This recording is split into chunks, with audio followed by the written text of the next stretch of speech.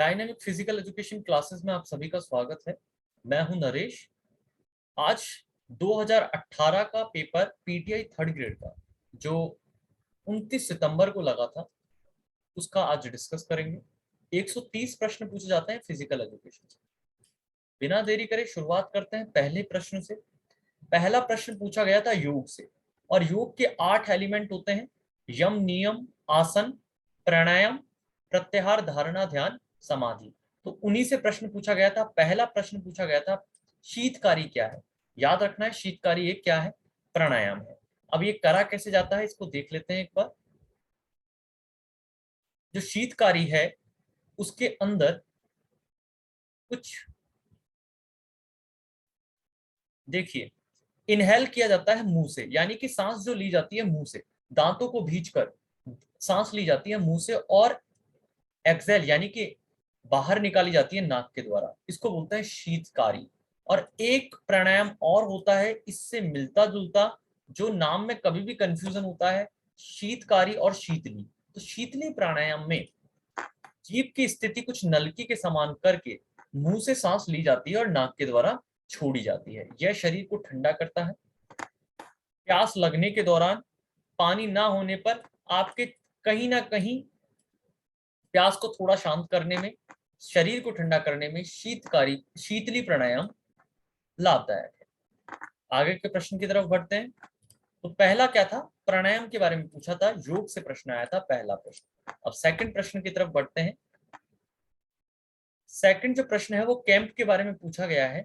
तो देखिए कि भारत में संगठित शिविर प्रतिरूपित है, यानी कि organised camping in India is model on the किस संगठित शिविर के प्रतिरूपित है। ये इसका सही आंसर है पश्चिमी उदाहरण। इसका सही आंसर आएगा वेस्टर्न एग्जांपल्स। इसकी तरफ, इसके अलावा नेक्स्ट क्वेश्चन की तरफ देखते हैं। तीसरा जो प्रश्न पूछा गया है, सीखने में कार्य करना, कार्य को निर्मित करना, कार्य को ग्रहण करना किस में सम्मिलित होता है। यह सम्मिलित होता है खेल में, शिविर में, नेतृत्व में, या मनोरंजन में। तो doing things, making things, acquiring things and learning includes in recreation, यानी कि मनोरंजन। ये आपको याद रखना है कि रिक्रिएशन में ही सीखने में कार्य करना, ये सारी चीजें सम्मिलित है। नेक्स्ट की तरफ बढ़ते हैं। फोर्थ जो प्रश्न है ये भी योग से पूछा गया है। देखो योगा से प्रश्न आते हैं, 4 से 5 प्रश्न आपके योगा से आते हैं, बिल्कुल आएंगे। देखो, शरीर मन आत्मा की शुद्धि के लिए योग के कितनी चरण यानी अवस्थाएं बताई गई हैं। तो आपको हमेशा याद रखना है कि how many stages in yoga, purification of the body, mind and soul. तो आपको याद रखना है ये 8 एलिमेंट होते हैं जो जिसकी मैंने डिस्कस करा था: यम, नियम, आसन, प्राणायाम, प्रत्याहार, धारणा, ध्यान और समाधि। योग का उद्देश्य क्या रहता है? आत्मा का परमात्मा से मिलन। इसके लिए 8 अवस्थाएं बताई गई है। ये 8 स्टेप, अवस्थाएं, चरण से होते हुए एक आत्मा का परमात्मा से मिलन होता है। तो अब आप देखिए इसमें हम कैसे इसको समझें। तो सबसे पहला जो चरण आता है उसको बोलते हैं यम, यानी कि आप, यम का मतलब होता है सामाजिक अनुशासन। इसमें अहिंसा मतलब आप हिंसा ना करो, हमेशा सदा सत्य बोलो। तो अस्ते यानी कि चोरी ना करो, ब्रह्मचर्य, अपरिग्रह, ये सारी चीजें क्या है, सामाजिक अनुशासन यानी कि सोशल डिसिप्लिन को इंडिकेट करती है यम के अंदर। नियम में आता है व्यक्तिगत अनुशासन, जिसमें शौच, संतोष, तप, स्वाध्याय और ईश्वर प्राणिधन। ठीक है, ये सारी चीजें क्या है हमारी, ये पहली स्टेज है, ये दूसरी स्टेज है। तीसरी स्टेज आती है हमारी आसन। आसन 3 प्रकार के होते हैं: ध्यानात्मक आसन, मेडिटेटिव, स्वास्थ्यवर्धक आसन जिसको बोलते हैं हम करेक्टेटिव, और आरामदायक यानी रिलैक्सेटिव आसन। 3 प्रकार के आसन होते हैं। प्राणायाम प्राण प्लस आयाम होते हैं। ठीक है, ये चौथी अवस्था या चौथा चरण है। इसके बाद में जो चरण आता है हमारा, जो बाकी के 4 चरण हैं उनकी तरफ देखते हैं। प्रत्याहार है इंद्रियों को कंट्रोल करना अपनी इंद्रियों में। और हमारी इंद्रियां कितनी होती है, हमेशा याद रखना है, हमारी कितनी इंद्रियां होती है, 5 इंद्रियां होती है। ठीक है, 5 इंद्रियां कौन सी है, जैसे आंख है, नाक है, जीभ है, स्किन है, ये हमारी इंद्रियां है। तो इनको कंट्रोल करना प्रत्याहार कहलाता है। धारणा क्या है, मन को किसी एकाग्रता, एकाग्रता ही आपकी क्या है, धारणा है। एक बिंदु पे एकाग्र करना, बाहरी सारी चीजों को छोड़ना क्या है, धारणा। और एकाग्रता में लीन होना ही ध्यान है, एकाग्रता में लीन होना ही ध्यान है। समाधि अंतिम पड़ाव है, अंतिम चरण है योग का, जिसमें आत्मा का मिलन परमात्मा से होता है। ये योग, ये योग का अंतिम उद्देश्य, लक्ष्य माना गया है। अब नेक्स्ट की तरफ बढ़ते हैं। योग से फिर प्रश्न आया है, पांचवा प्रश्न है, मोस्ट सुटेबल योग फॉर मेडिटेटिव इज, कौन सा योग एकाग्रता के लिए सबसे उत्तम माना गया है। आपको हमेशा याद रखना है, जो राजयोग होता है वो कॉन्सेंट्रेट के लिए होता है, मेडिटेटिव के लिए होता है, मेडिटेशन के लिए होता है राजयोग। तो यहाँ पे आएगा ना तो ज्ञान योग, ना भक्ति योग, ना कर्म योग, यहाँ आएगा हमारा राजयोग। योग होते हैं, मेन जो प्रकार होते हैं योग के, वो 7 प्रकार के होते हैं। तो उनमें से जो पहला प्रकार है राजयोग है, फिर ज्ञान योग, कर्म योग, भक्ति योग, ठीक है, मंत्र योग। ऐसे करके आपको हमेशा याद रखना है किस योग के अंदर क्या प्रश्न पूछा जा सकता है, ये सारी चीजें आपको हमेशा याद रखनी है। अब देखिए नेक्स्ट की तरफ बढ़ते हैं।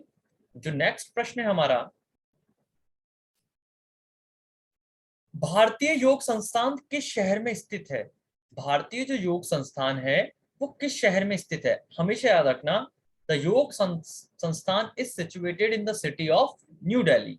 ये न्यू दिल्ली में कहां पे बनी हुई है, ये न्यू दिल्ली में कहां पे बनी हुई है, हमेशा याद रखना, न्यू दिल्ली में रोहिणी, रोहिणी के अंदर है। यदि कोई दिल्ली का है तो जानते होंगे कि ये भारतीय योग संस्थान नई दिल्ली में बना। नेक्स्ट की तरफ आगे बढ़ते हैं बिना देरी करे। देखो 7वां प्रश्न पूछा गया है शिविर से, शिविर की सफलता सावधानी पूर्वक चयन पर निर्भर करती है। हम किसका चयन करें सावधानी पूर्वक, किस शिविर हमारा सफल हो सके, सक्सेसफुल हो सके। तो कर्मचारियों का, प्रबंधक का, विद्यार्थी का, या नायक का। तो इसका सही आंसर है, सही आंसर है कर्मचारी। स्टाफ उसका प्रॉपर होगा तो इसका क्या होगा, सावधानी पूर्वक आपने चयन करा है। The depend the camp successful the careful selection of staff, staff is the right answer. यानी कि कर्मचारी का आपने सावधानी पूर्वक चयन करा है तो आपका ये जो शिविर है वो सफल होगा। अब देखिए नेक्स्ट की तरफ बढ़ते हैं। प्राणियों के संरक्षण, वृद्धि, विकास के लिए खेलकूद बहुत ही महत्वपूर्ण है, किसने कहा है। तो ये किसने कहा है, सबसे पहले ये देख लेते हैं। ये कहा है हमारे मैकडुगल ने। अब देखो ये परिभाषाएं जितनी भी आती हैं वो इसेंशियल ऑफ फिजिकल एजुकेशन से आप पढ़ सकते हो, यहां से डायरेक्ट आती हैं। टीपी नन ने क्या कहा है, जैसे खेल क्या है, रचनात्मक बताया है, रचनात्मक गतिविधियों की गहन अवस्था क्या बताई है, टीपी नन ने बताई है। मैकडुगल ने क्या बताया है, प्राणियों के संरक्षण यानी कि प्रिजर्वेशन, ग्रोथ और डेवलपमेंट। तो ये कीवर्ड को आप पकड़ के इनको डेफिनेशंस को प्रॉपर स्ट्रॉन्ग कर सकते हो, क्योंकि ये फैक्ट्स हैं, ये तो आपको याद करने पड़ेंगे, समझना नहीं। इनके फैक्ट्स उठाए, जैसे प्रिजर्वेशन, ग्रोथ, डेवलपमेंट की बात किसने करी है, मैकडुगल ने। टीपी नन ने क्या बात करी है, रचनात्मक की यानी क्रिएटिविटी की, गतिविधियों का गहन अवस्था बताई है। स्टर्न ने क्या बताया, स्वैच्छिक, स्वैच्छिक आत्म आत्म गतिविधि बताया है, किसने, हमारे स्टर्न ने। और रोज ने क्या बताया है, आनंदपूर्ण रचनात्मक क्रिया बताया है, किसको, खेल को। तो खेल की परिभाषाएं हैं ये, आपको हमेशा याद रखना है कि प्रिजर्वेशन, ग्रोथ और डेवलपमेंट की बात किसने करी थी, मैकडुगल, मैकडुगल, एमसी दोगल जिसे कहते हैं, ठीक है। नेक्स्ट की तरफ बढ़ते हैं। 9वां जो प्रश्न है वो पूछा गया है, राष्ट्रीय उद्यान सेवा किसके द्वारा प्रदान की जाती है।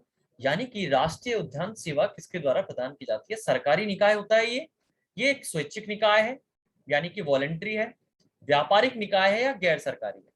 तो इसका जो राइट आंसर होगा वो बिल्कुल राष्ट्रीय उद्यान है, नेशनल पार्क है, किसके अधीन आएगा, गवर्नमेंट एजेंसी है।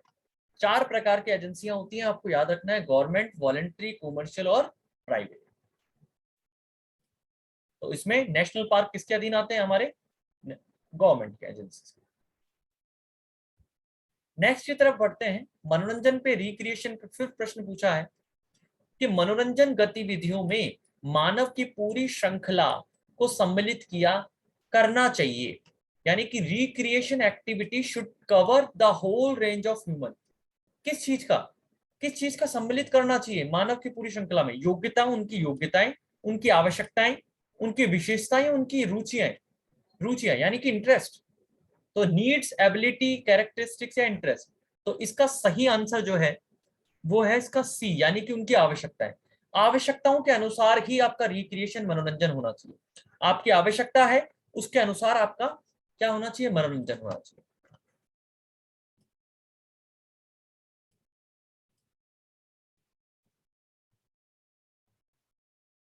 जो गतिविधियां होती है, मनोरंजन गतिविधियां होती हैं, वो आवश्यकताओं पे डिपेंड करती हैं, ये याद रखना, ना कि रुचियों पे, इंटरेस्ट पे। ठीक है, आवश्यकता इसका सही आंसर आएगा।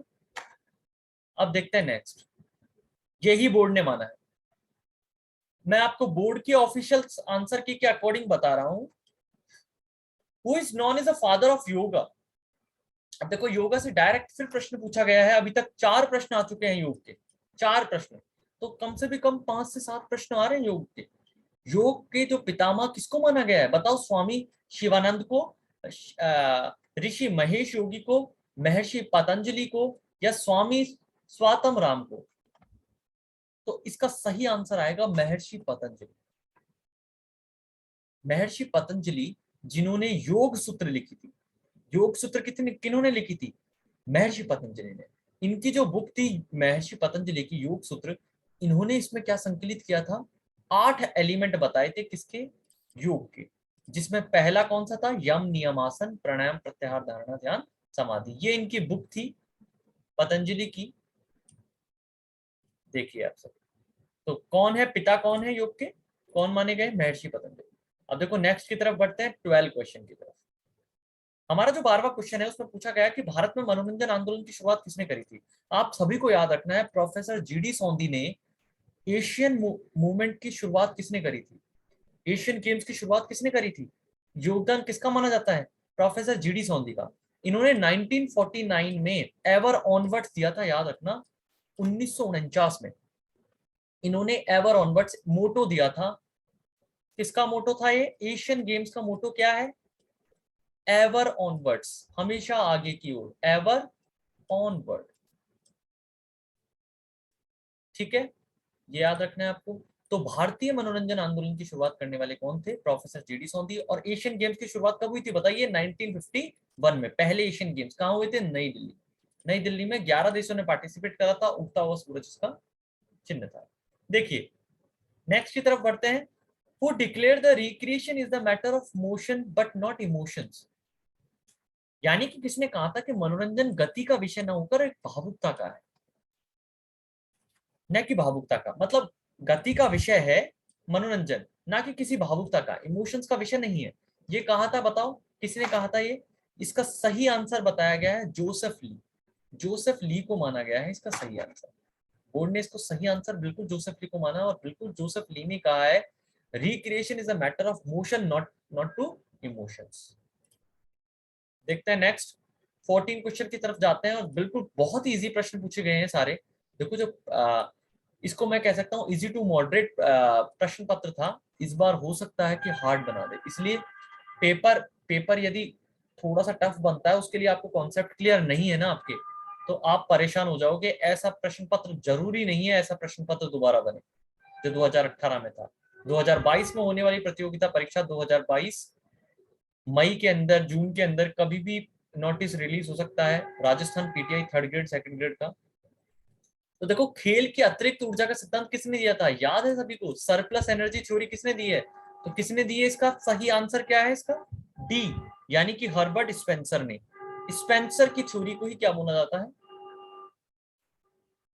Surplus energy theory, Herbert Spencer ने।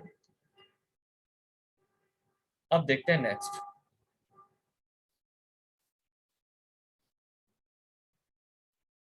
हम 130 क्वेश्चंस देखेंगे, जल्दी से देखेंगे। The main object of the recreation, मनोरंजन क्रियाओं का क्या मुख्य उद्देश्य है? देखो रिक्रिएशन से कितने सारे प्रश्न आ रहे हैं। रिक्रिएशन से कम से भी कम 8 से 10 प्रश्न आ रहे हैं। योगा से भी आ रहे हैं इतने ही प्रश्न। तो कम से भी कम इनका वेटेज क्या है? 16 से 20 प्रश्नों का वेटेज कितना है? किसका हो गया? योगा और रिक्रिएशन का, शिविर का।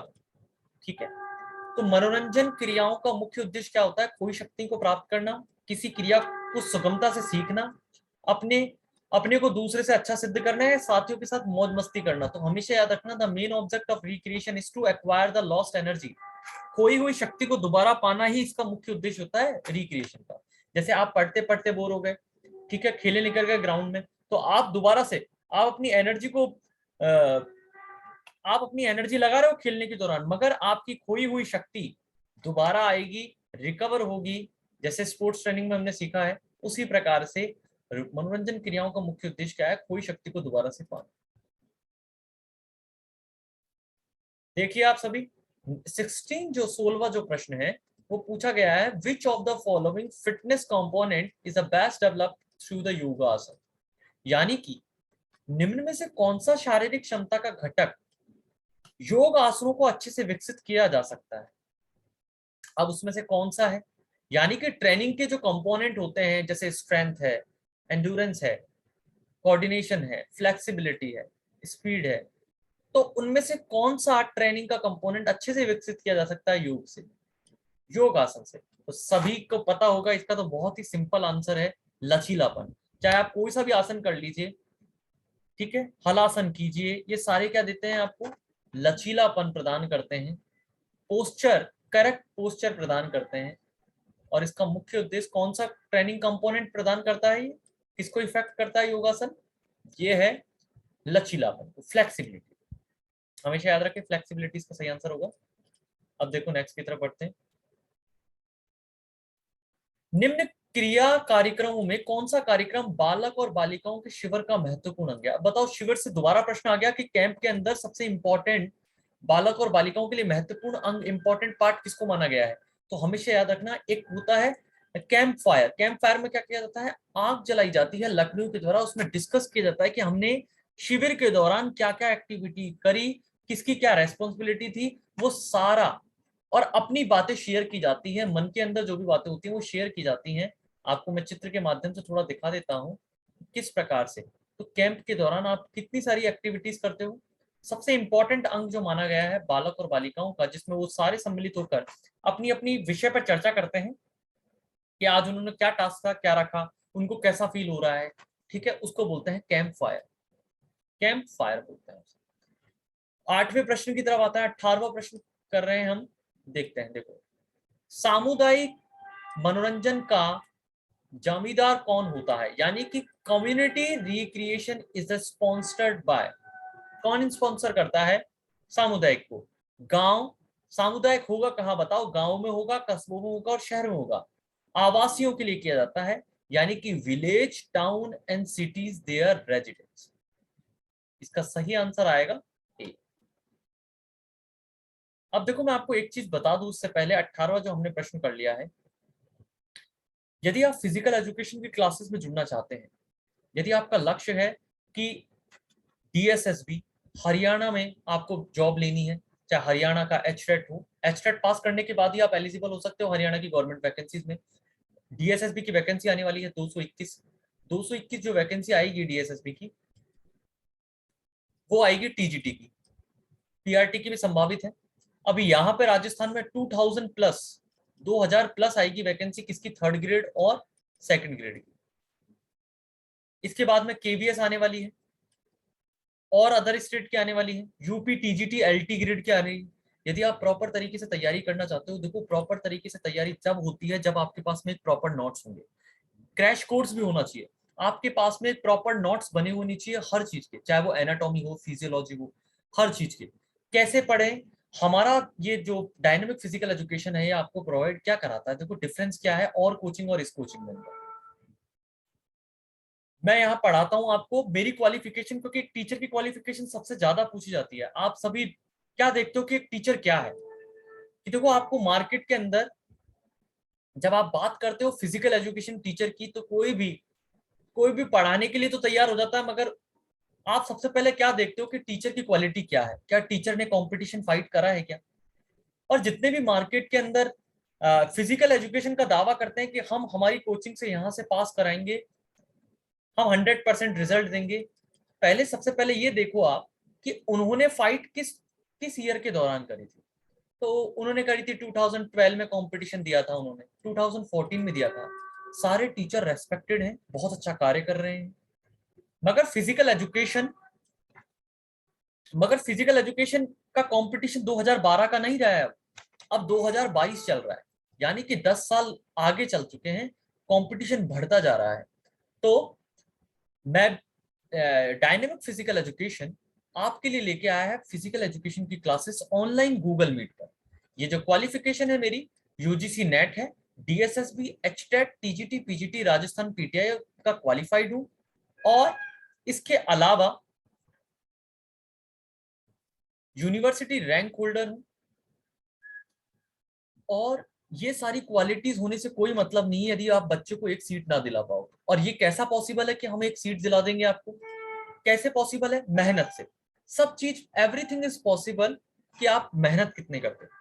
आप प्रॉपर नोट्स आपके पास है या नहीं है? प्रॉपर नोट्स होंगे आपके पास में। डायनेमिक फिजिकल एजुकेशन आपके नोट्स तो बनाएगा ही, आपके कॉन्सेप्ट क्लियर कराएगा कि आप जब सांस लेते हो तो उसका माध्यम क्या है। सबसे पहले नेजल कैविटी में आ रहा है, उसके बाद में हमारा साइनस आता है, फिर फेरिंग्स आता है, लैरिंग्स आता है। तो ये तो छोटी सी स्टेप्स है। हार्ट जब पंप करता है तो कैसे हमारे अशुद्ध रक्त सुपीरियर वेना कावा और इंफीरियर वेना कावा से होते हुए हमारे दाएं दाएं आलिंद में प्रवेश करता है। आलिंद का संकुचन 0.1 सेकंड में होता है, और फिर वहां पे एक वाल्व खुलता है जिसको ट्राइकस्पिड वाल्व कहते हैं। उसके बाद में निलय में प्रवेश करके 0.3 सेकंड के बाद में निलय संकुचित होता है। फिर ये क्या, पल्मोनरी वाल्व से होता हुआ पल्मोनरी आर्टरी, जो कि अशुद्ध रक्त लेके जाती है हृदय तक, फेफड़ों तक। तो ऐसे करके ये माध्यम, जब तक आप ये कॉन्सेप्ट नहीं समझोगे ना, कोई भी आपको कितना ही अच्छी बुक से पढ़ा ले, आपको कुछ समझ में नहीं आने वाला। तो डायनेमिक फिजिकल एजुकेशन की क्लासेस जो चालू होने वाली है फर्स्ट वीक में, अप्रैल के फर्स्ट वीक में शुरू हो रही है। आप सभी एनरोल हो जाइए, जल्दी से एनरोल हो जाइए। सिर्फ 25 सीट है, सिर्फ मैं 25 स्टूडेंट्स को ही लूंगा क्लासेस के दौरान। 1 आवर की क्लासेस चलेंगी, 4 मंथ्स का आपका क्लासेस रहेंगी, 4000 रुपीज फीस है। आप आज ही एनरोल की कर लीजिए फटाफट से। मैं आपको नंबर लिख देता हूं मेरे, कि आप व्हाट्सएप पे कांटेक्ट कर सकते हो। आप सभी 7976795553 7976795553 पे कांटेक्ट कर सकते हैं, व्हाट्सएप कर सकते हैं, मैसेज ड्रॉप कर दीजिए और एनरोल हो जाइए जल्दी से। अप्रैल के फर्स्ट वीक में नया बैच चालू होने वाला है। देखिए गूगल मीट पे क्लासेस है। हमने क्या किया है, फिजिकल एजुकेशन को 8 ब्रांच बना दी है, शाखाएं बना दी है। मैं सिलेबस के अकॉर्डिंग नहीं पढ़ाऊंगा आपको कि आपका थर्ड ग्रेड के सिलेबस के अंदर तो सिर्फ एक ही पार्ट है। मैं आपको पढ़ाऊंगा चाहे आपका डीएसएसबी का पेपर हो, चाहे केवीएस का, चाहे हरियाणा का, सारे टॉपिक आने चाहिए फिजिकल एजुकेशन के। अब आपका चुनाव करना है कि इस सिलेबस पीटीआई थर्ड ग्रेड के अंदर आपका एनाटॉमी में कुछ ही पार्ट आ रहे हैं तो कोई दिक्कत नहीं है, सारे सिस्टम पढ़ो आप। मगर आपको रिवीजन क्या करना है, जब आपका थर्ड ग्रेड का पेपर आ रहा हो तो आप उन्हीं सिस्टम को पढ़ के जाएं। जैसे आपका श्वसन तंत्र, पाचन तंत्र पूछा जाता है, एनाटॉमी से प्रश्न बनता है, सेल का बन रहा है, ऊतक का बन रहा है, तो आप सिर्फ उन्हीं को पढ़िए। मगर मैं जब पढ़ाऊंगा तो सारी चीजें, सारी सिस्टम पढ़ने हैं आपको, नर्वस सिस्टम, सर्कुलेटरी सिस्टम, सारी सिस्टम पढ़ने हैं आपको।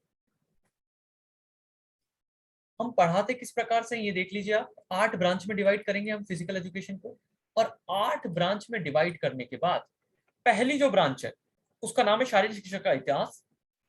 दूसरी ब्रांच जो आपको पढ़ाई जाएगी वो शरीर रचना और क्रिया विज्ञान। तीसरी टेस्ट मेजरमेंट इवेल्युएशन। चौथी साइकोलॉजी। पांचवी हेल्थ एजुकेशन।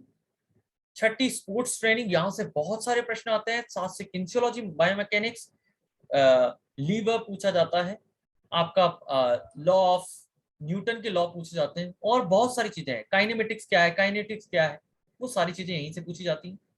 इसके अलावा गेम्स एंड ओलंपिक्स, यहां से प्रश्न बनते हैं। योगा और टूर्नामेंट, सबसे इंपॉर्टेंट प्रश्न यहां से बनते हैं। फिर उसके अलावा तो ऐसे करके हमने 8 तो मुख्य और एक मिसलेनियस में करके आपको सारा टॉपिक कवर कराया जाएगा। 4 मंथ्स का समय लग सकता है यदि 1 आवर क्लास लगती है, मगर मैं क्लासेस का ड्यूरेशन रखूंगा 1.5 आवर। तो आपका ये जो कोर्स हो जाएगा 2.5 मंथ में, यानी कि आपके 2.5 महीने में ये कोर्स पूरा हो जाएगा। आप अनुभव कर सकते हैं, ले सकते हैं क्लासेस। अभी जो क्लासेस चल रही हैं, जनवरी से चल रही हैं क्लासेस। पहला जो बैच चल रहा है मेरा, वो ये पहला ही बैच है, जनवरी 2022 से चल रहा है। 3 मंथ हो चुके हैं, काफी सारी यूनिट कंप्लीट हो चुकी है, उन बच्चों से आप फीडबैक ले सकते हैं कि किस प्रकार से मैं पढ़ा रहा हूं, उनको कैसा महसूस हो रहा है। ठीक है, तो इस प्रकार से आप कर सकते हैं तैयारी, जुड़ सकते हैं डायनामिक फिजिकल एजुकेशन से। अब बिना देरी करे आते हैं हमारे प्रश्न पे, 19 नंबर प्रश्न। हम क्या करेंगे, इसको 2 वीडियो बना देंगे। 2018 का पेपर जो हम सॉल्व कर रहे हैं उसके लिए, क्योंकि डिस्कस करना भी जरूरी था कि डायनेमिक फिजिकल एजुकेशन क्लासेस भी फिजिकल एजुकेशन के प्रति समर्पित क्लासेस हैं जो ऑनलाइन चल रही हैं, आप सभी आके लाभान्वित हो सकते हैं। अब देखो 19 वाला जो प्रश्न है पूछा गया है कि बच्चों में खराब अंग विन्यास का मुख्य कारण क्या होता है। The major cause of poor posture in children is कि कुपोषण होता है, खेलकूद गतिविधियों की कमी होना होता है, सहायक गति कम है, सख्त कपड़ों के पहनने से यदि कोई पोस्चर पुअर होता है। तो सबसे इंपॉर्टेंट बात क्या है इसकी, 19 का ए आंसर यानी कि कुपोषण। न्यूट्रिशन ही नहीं लेगा बच्चा, यदि बच्चा प्रॉपर तरीके से कार्बोहाइड्रेट, फैट, प्रोटीन नहीं लेगा तो कुपोषण होगा, मल न्यूट्रिशन होगा, न्यूट्रिशन की कमी हो जाएगी, उसको सारी बीमारियां लग सकती हैं, चाहे वो विटामिन की हो, चाहे प्रोटीन से रिलेटेड हो। ये सारी बीमारियां उनको हो सकती हैं, किसकी वजह से, कुपोषण की वजह से। आपको याद रखना है। नेक्स्ट के लिए 20वां जो प्रश्न है, निम्नलिखित में से कौन सा कारक शारीरिक स्वस्थता पर प्रभाव नहीं डालता है। यानी कि आपका जो फिजिकल फिटनेस है उसको कौन इफेक्ट नहीं करता है, शारीरिक स्वास्थ्य को प्रभावित नहीं करता है। कि आपका संतुलित भोजन प्रभावित नहीं करता है क्या, करता है, तो बिल्कुल करता है। क्या आपका प्रतिदिन व्यायाम करता है क्या, बिल्कुल करता है। प्रतिदिन आप व्यायाम कर रहे हो तो स्वस्थ रहोगे, संतुलित भोजन लोगे तो, अभी मैंने बताया न्यूट्रिशन प्रॉपर लोगे तो स्वस्थ रहोगे, गहरी नींद लोगे, आराम करोगे।